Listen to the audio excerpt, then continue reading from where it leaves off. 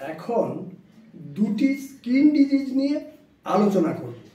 একটা হচ্ছে ইরিসিপেলাস আর একটা হচ্ছে আর্টিকেরিয়া। এই ইরিসিপেলাস অসুখটা কি? এই অসুখটা দেহে যে কোনো জায়গায় ছোট্ট ছোট্ট ছোট্ট ছোট্ট জলঢুলি আকারে দেখা দেয়।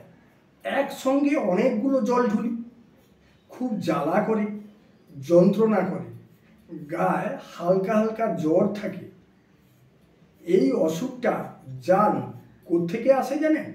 ঠিক অসুখটা শুরু হওয়ার 20 থেকে 25 দিন আগে যে কোনো একটা দাঁত দিয়ে রক্ত বেরোলে সেই দাঁতের গোড়ায় বাইর থেকে জার্মটা প্রবেশ করে।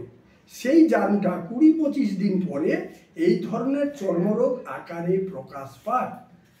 এই অসুখের সুন্দর হোমিওপ্যাথিক ট্রিটমেন্ট আছে, তবে 4টে দিন অপেক্ষা করতেই হবে। 4 দিন পর দেখবেন আস্তে আস্তে আস্তে আস্তে সুন্দর কমে যাচ্ছে।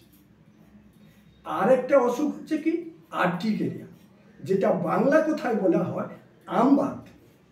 কারো চিংড়ি মাছ খেলে, কারো ডিম খেলে, কারো বেগুন খেলে, কারো ঢেঁড়স খেলে প্রচণ্ড হারে চুলকুনি হয়, থলা থলা ফুলে যায়। আমাদের হোমিওপ্যাথি ডাক্তারবাবুরা অনেক পেশেন্টকে বলে দিই এই এই এই এই খাদ্য খাওয়া চলবে না। এই কথাটা কিন্তু ঠিক নয়।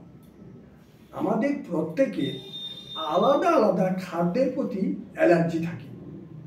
যার যেই খাদ্যটার প্রতি অ্যালার্জি আছে ঠিক সেই খাদ্যটা বারণ করতে হবে। না হলে ডিম বাদ, চিংড়ি মাছ বাদ, আপেল বাদ, ঢেঁড়স বাদ, দুধ বাদ, মানুষ তাহলে খাবে কি? এই ধরনের কথা অবৈজ্ঞানিক।